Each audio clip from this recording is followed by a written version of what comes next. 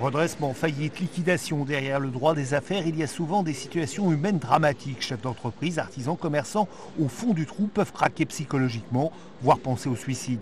Désormais, au tribunal de Saintes, un dispositif leur vient en aide dès que l'on repère ce type de détresse. Donc on a mis au point une fiche, tout très concrètement, une fiche alerte qui peut être envoyée par toutes les personnes qui sont en contact avec les chefs d'entreprise, donc mes collaboratrices, les personnes du greffe, les juges, les mandataires.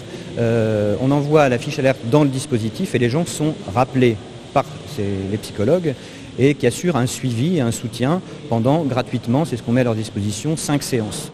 5 séances ou plus si nécessaire. Ici, on fait du cas par cas. Pour les psychiatres et les psychologues, il faut mettre en place une stratégie pour combattre la dépression. Par exemple, lutter contre le sentiment de culpabilité.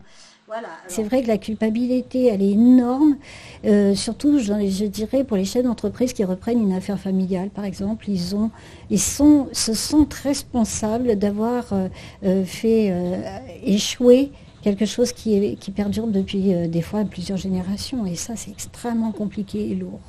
Donc déjà, il faut désamorcer ce sentiment-là. L'initiative ne vise pas à minimiser les décisions prises, ni à cajoler le justiciable. Il s'agit tout simplement de rendre une justice plus humaine. Quand on ne connaît pas cette problématique de la prévention du suicide, on a tendance à dire « vous inquiétez pas, ça va bien se passer ».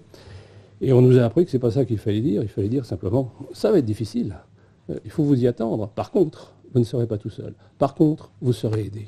Et cet aspect humain est le socle véritablement de notre tribunal. On souhaite être un tribunal qui juge en droit, qui est professionnel, qui est efficace, mais qui est humain.